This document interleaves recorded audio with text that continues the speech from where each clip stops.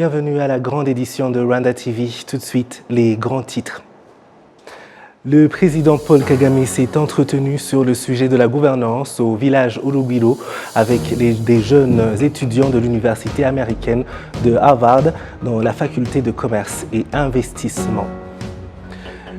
La Banque africaine de développement, BAD en sigle, indique qu'il y a un réel intérêt à promouvoir la coopération entre les institutions financières et le secteur privé afin d'améliorer le fonctionnement du marché commun africain.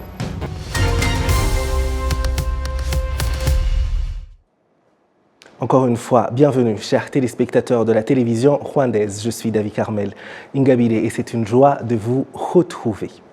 Je vous le disais en titre, le président de la République, Paul Kagame, déclare que le Rwanda a refusé de sombrer dans les problèmes qu'il a vécus, car peu importe ce que sont les problèmes auxquels on fait face, on ne devrait pas accepter de commencer à zéro, mais on cherche plutôt le moyen de relever la tête. À nouveau, le chef de l'État a fait cette déclaration lors de l'entretien qu'il a eu avec des jeunes étudiants de l'université américaine de Harvard dans la faculté de commerce et d'investissement.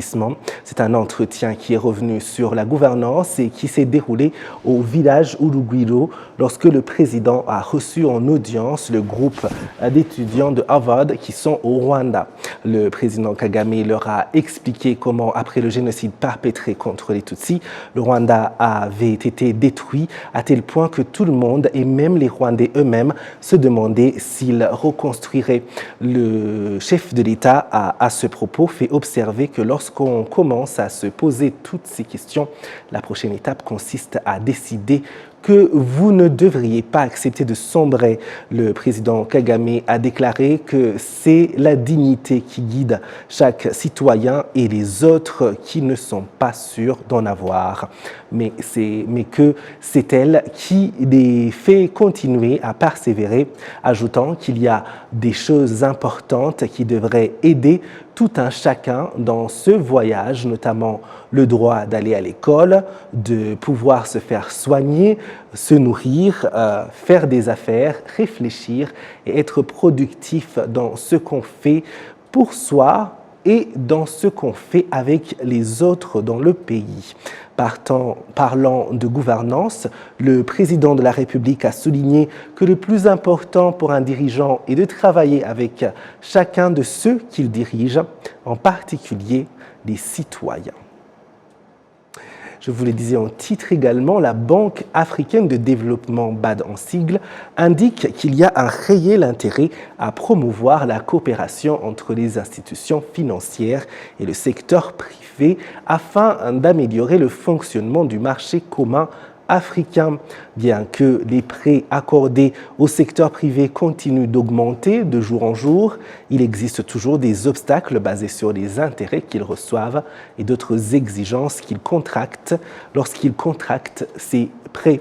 Cette augmentation du nombre de contracteurs de crédit, principalement liée à la croissance de l'économie et au fait que de nombreux projets en cours de réalisation nécessitent aujourd'hui beaucoup d'argent, pour être mis en œuvre, comme l'ont montré certains commerçants et investisseurs au Rwanda.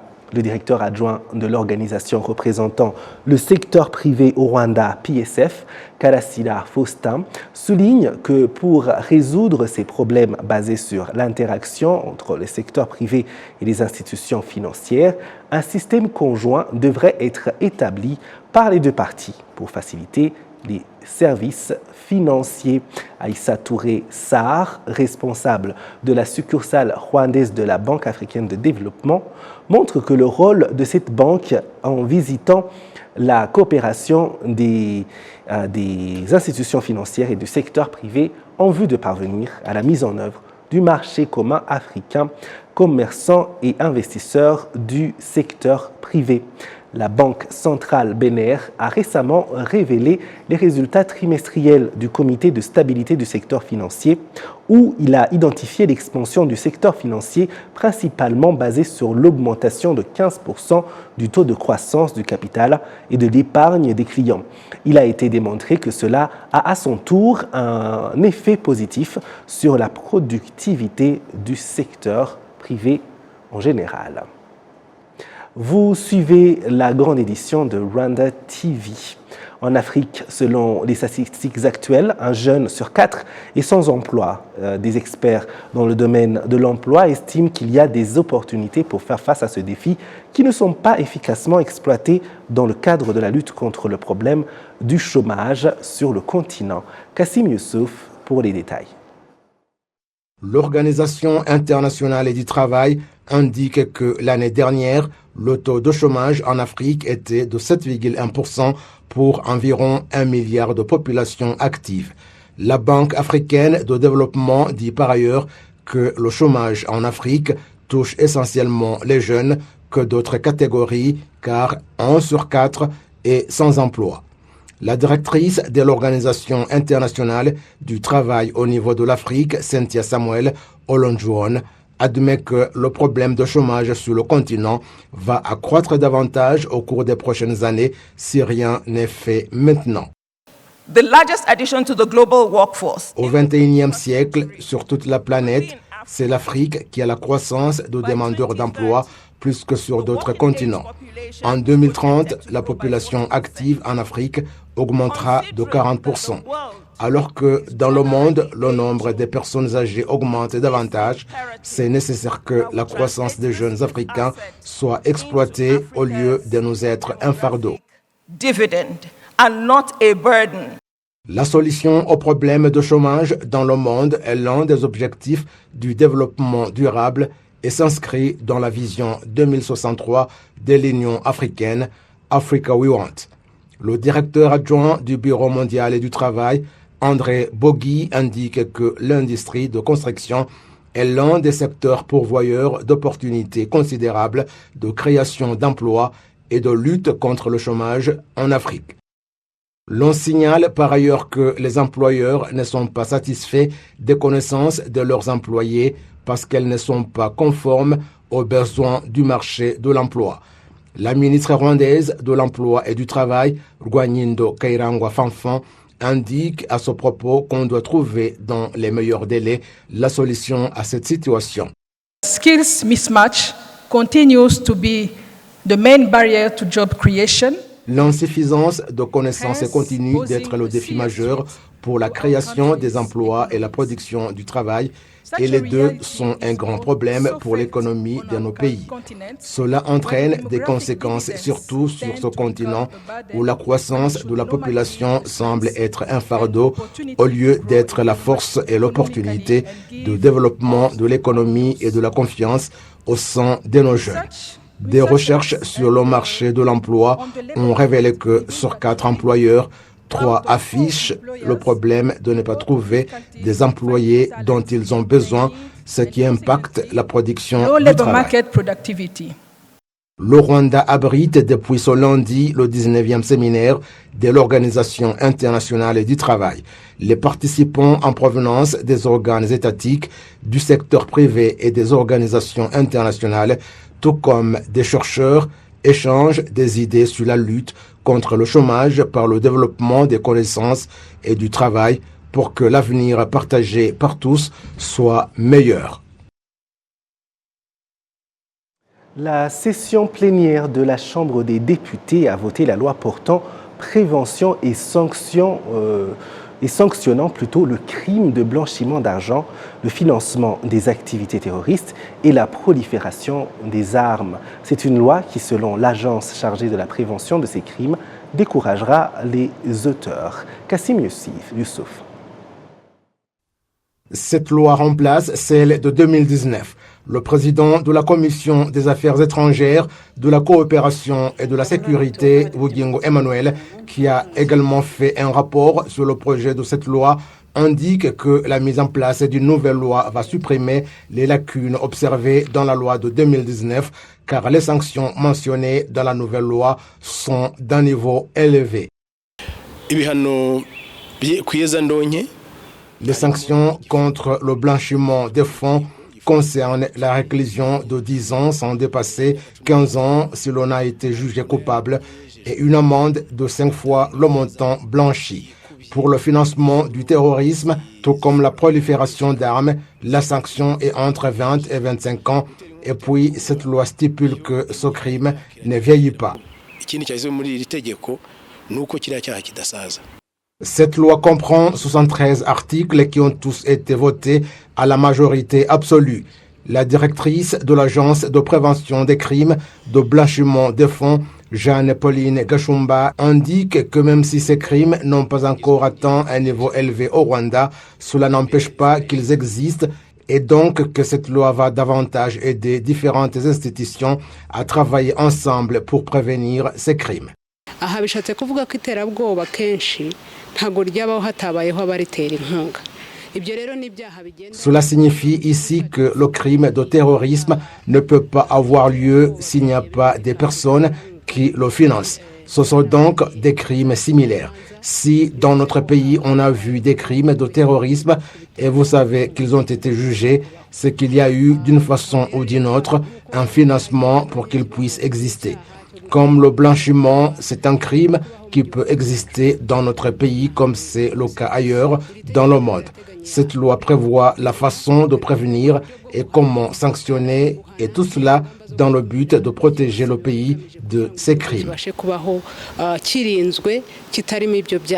Les crimes de blanchiment des fonds, le financement d'activités terroristes et la prolifération d'armes sont souvent commis et l'argent issu de ces activités est utilisé dans la vie courante, notamment dans des banques, dans l'expansion de divers biens et d'autres activités économiques, alors que c'est l'argent obtenu parce que des crimes ont été commis. C'est pour cette raison que différents pays s'unissent pour les combattre.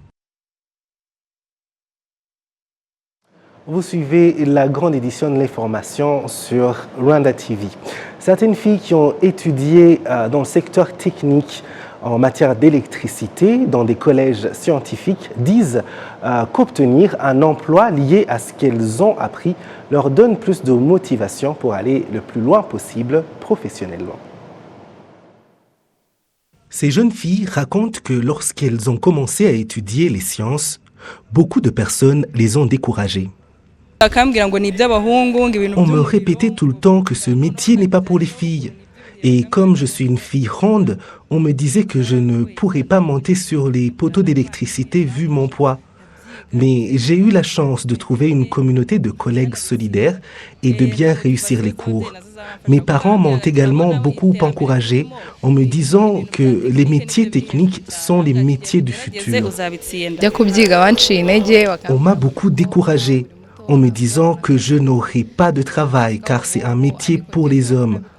Mais comme je n'étais pas intéressé par ce qu'ils appelaient les filières pour les femmes, j'ai décidé de suivre mon instinct et j'ai fait des études techniques. Actuellement, ces jeunes filles diplômées de l'IPRC Kigali et IPRC Musanze travaillent dans une usine qui assemble les téléviseurs à écran plat ici au Rwanda, située à Masoro dans la zone industrielle. Dans cette usine, plus de 60% des ouvriers sont des filles, après avoir obtenu leur diplôme de niveau A1.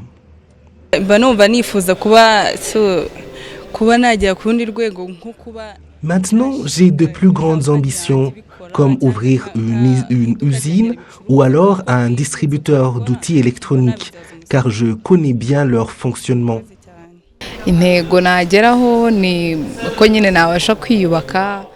Je vais me préparer progressivement pour un jour ouvrir une autre usine, car le Rwanda est un grand marché et s'il y a d'autres usines, tous les Rwandais utiliseront des télévisions assemblées localement. En plus, le travail que nous faisons ici pique ma curiosité et me donne envie d'en savoir encore plus sur la fabrication de toutes ces pièces que nous assemblons ici. Afin de voir leurs anciens étudiants à l'œuvre, des dirigeants de l'IPRC Musanze ont visité cette entreprise qui assemble des télévisions à écran plat au Rwanda. Le directeur adjoint de l'IPRC Musanze, le Dr Esdras Shimyumuremi, dit qu'il est bénéfique pour le diplômé de voir comment appliquer ses connaissances. Iyo tuvuga IPRC Dans nos instituts RPRC, nous mettons l'accent sur comment maximiser sur les capacités techniques et manuelles.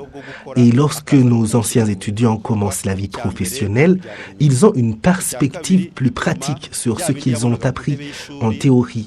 Et en travaillant, ils peuvent même être inspirés de faire plus, comme créer de nouveaux outils inédits. Géraldine Imanishime, directrice des ressources humaines dans cette usine, témoigne que des employés dotés de connaissances pratiques contribuent à augmenter la productivité. Nous produisons plus et surtout de meilleure qualité.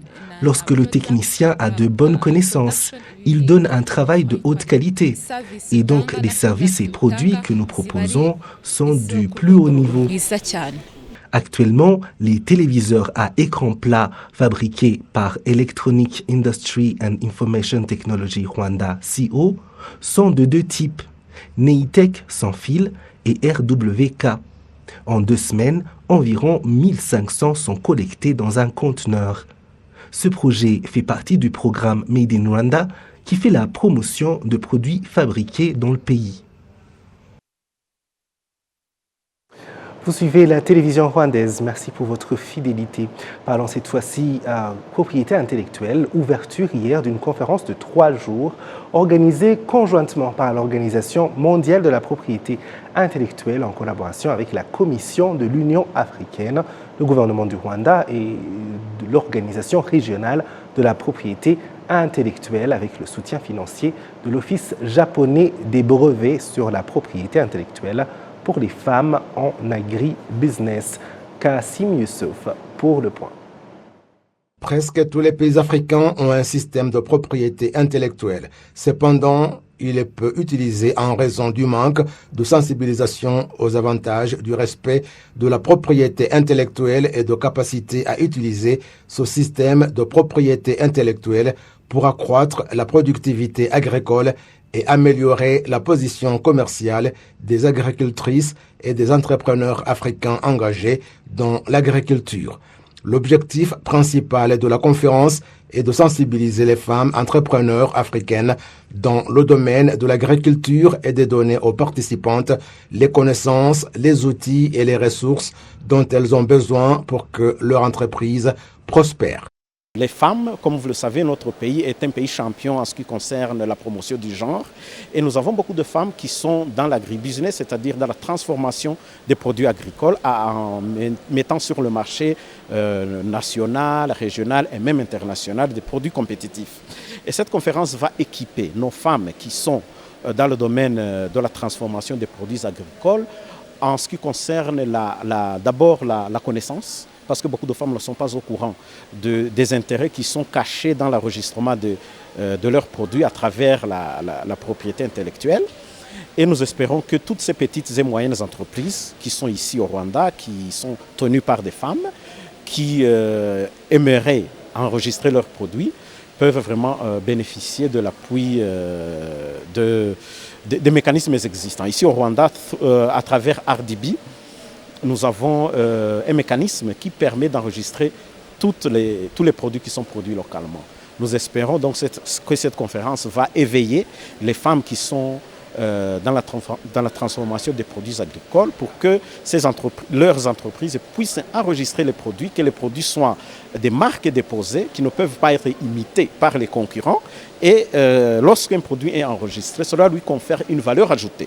Et cette valeur ajoutée va permettre à ce produit d'être compétitif, que ce soit localement, régionalement ou même internationalement. La conférence, qui réunit des femmes en provenance de 45 pays d'Afrique subsaharienne, durera 3 jours et se focalise sur la façon par laquelle les femmes vont rendre professionnelle leur agriculture en ajoutant de la valeur aux produits agricoles. Ces femmes estiment que cette réunion va leur permettre d'échanger des idées avec leurs collègues d'autres pays et que leurs produits pourront être écoulés sur le marché sans avoir à les exporter en dehors de l'Afrique.